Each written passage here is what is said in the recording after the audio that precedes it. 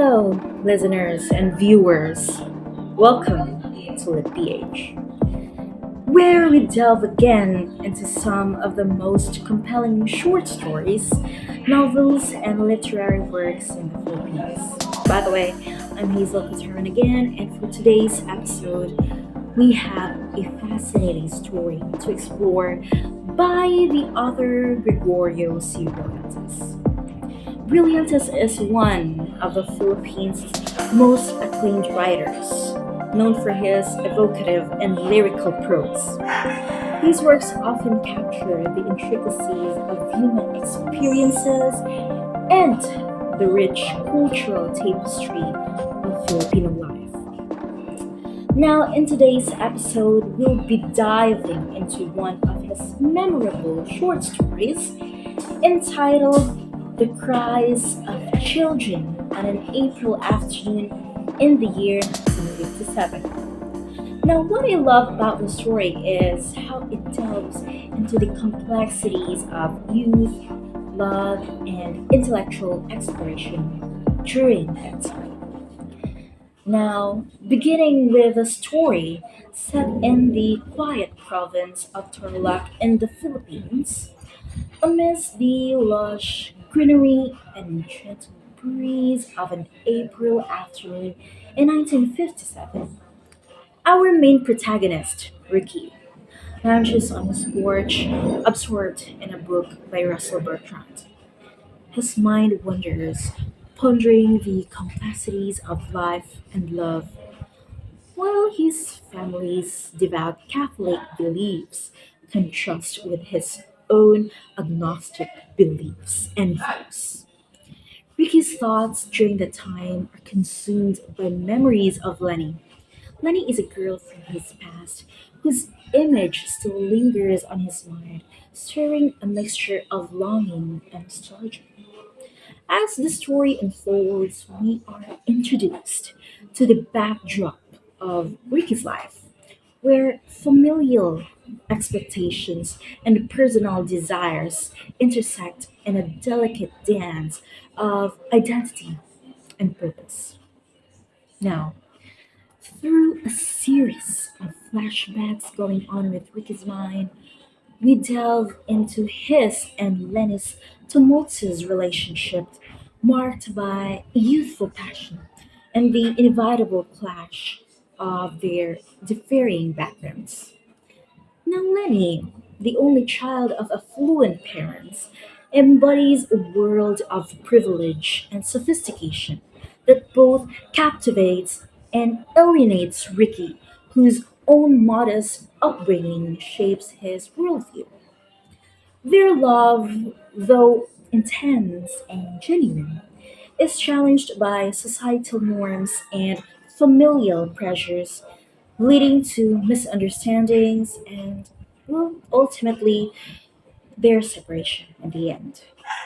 The narrative then shifts from present to future, revealing significant events with Danny's death in a car accident and his niece Agnes' mental health struggles, and Ricky's own future marriage to Mila.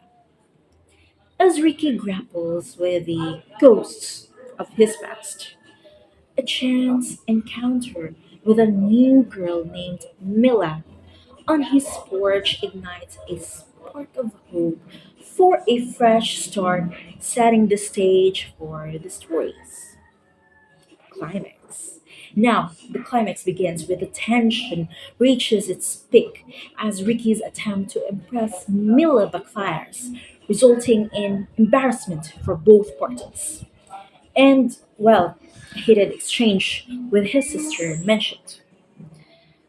Caught between his desire for connection and his fear of rejection, Ricky's emotions run high, reflecting the turmoil within his heart. And as he retreats from the scene, his pride wounded and his ego bruised, Ricky is forced to confront the harsh reality of his own shortcomings and the fragility of human relationships. Now, As the day wears on the shadows lengthen, Ricky finds himself adrift in a sea of uncertainty, his thoughts drifting between past regrets and future possibilities. He observes the world around him with a sense of detachment, watching as the mundane activities of daily life unfolds before him. In the quiet moments of introspection, Ricky grapples with existential questions of identity and purpose, unsure where he belongs in the vast tapestry of existence.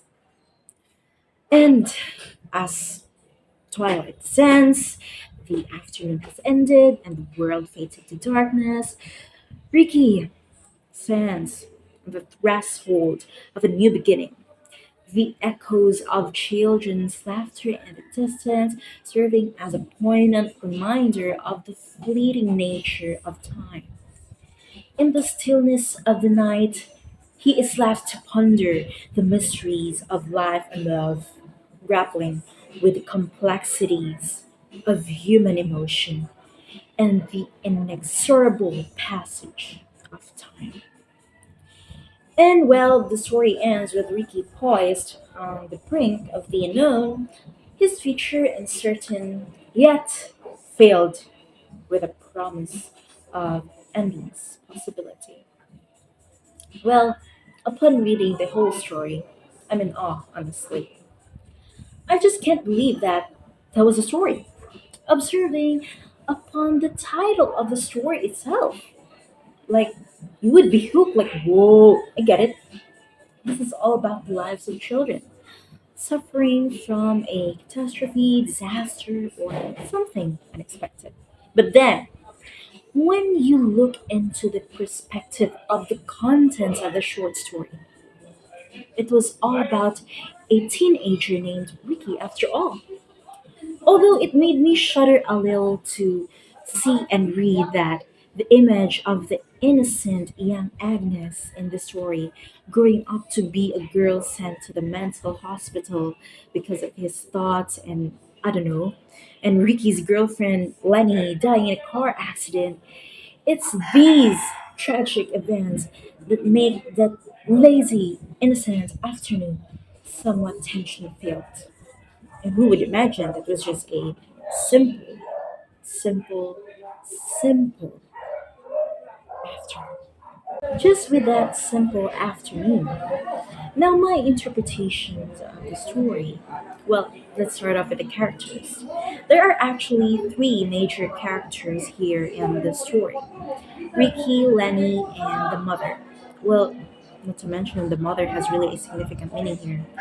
Now, Ricky, he's all about thinking deep.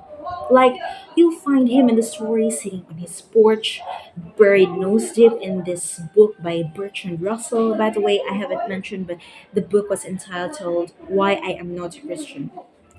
It's like he's on this journey to figure out the meaning of life or something, questioning everything he's been taught, especially growing up, or his existence, living in Tarlac, where tradition's a big deal. You can see it in his face if you read the story, all scrunched up, lost in those pages, trying to make sense of the world. Then, out of nowhere, you hear kids playing in the distance. That's when he starts daydreaming about this woman named Lenny. And well, Lenny is like his soulmate. They're both into the same stuff, questioning things, going against the norm. Now, their talks are deep about life, about everything. Simple. It's like they're rebels in their own little world, and you can see it in his eyes when he thinks about her. This mix of love and rebellion. But then, as he's lost in those daydreams, reality hits him hard. He realizes it. Maybe, just maybe, their love might not last forever. It's like he's growing up right in front of you, realizing that, well, life's not all rainbows and sunshine, though, well, it's a tough moment. But it shows how much he's grown, how much he's learned. Now, Lenny, on the other hand, is, well, something else. She's like the yin to Ricky's yang, the perfect match. You know? They're both on this journey together, exploring life's big questions. Now, when he thinks about her, you can see this glow on his face, this sense of pure love and understanding. But Len is not just a symbol of love, she's also a reminder of how tough relationships can be. And despite their deep connection, there's this uncertainty hanging over them, and he's starting to see it. Now, moving on with his family, his mother and his sister. Well, they're like his rock, you know. His mom, she's all about love and comfort, always there when he needs her. And then, well, here's Manchette, his little sister, full of energy and innocence. When he's lost in his thoughts, they're there, doing their thing in the kitchen and bringing up, bringing Ricky back to reality. It's like they're the glue holding him together in the midst of all his chaos. Well, overall, the story revolves around the complexities of youth, the pursuit of knowledge, and the inevitability to change. Through the protagonist's journey, the author, Gregorio, explores the themes of intellectual curiosity, idealized love, and the transition from youthful idealism to a more mature and understanding life. Well, as a reader myself, time indeed is a big deal in the story. Well, Ricky spends a whole afternoon not knowing bad stuff will happen later. Here he is, enjoying the peaceful moment without realizing tough times are ahead of him. Now, the story describes this afternoon as super nice, very amazing, making the readers think that it's just a simple, relaxing day or afternoon. But surprise! It turns out to be a setup for some really sad stuff later on, like talking about death and divorce. At first, I thought the weird way the story was told was just to be cool, you know, for aesthetic purposes. But after thinking about it, the author wants us to see how different things are from the past to the future. Like, Ricky has no clue about what's coming. Just like us in real life, we never really know what's next, what's ahead of us. The story is so fascinating that it shows a chill present and a scary future side by side. It also keeps going back to the same day, showing how we're too focused on today to worry about tomorrow. Well, I can say that we're all like Ricky, clueless about what's next, because time makes us fool. And it has led me thinking that, well, I should be cautious and wary of the things that lie ahead of me. We all know that change is constant and the future is unpredictable. I or all of us must be ready for the outcomes facing in, whether it may go the way we like it or not. Expect the unexpected, of course. And so much for that. To all my listeners and viewers, wherever you may be in the world, thank you for tuning in to the PH. Well, if you enjoyed today's episode, be sure to like, comment, and subscribe We or I would love to hear your thoughts on the story and any other works you'd like me to discuss. And until the next time, I am Hazel once again, and you've been listening to Lit PH. Stay curious, stay compassionate, and keep reading. Thank you so much.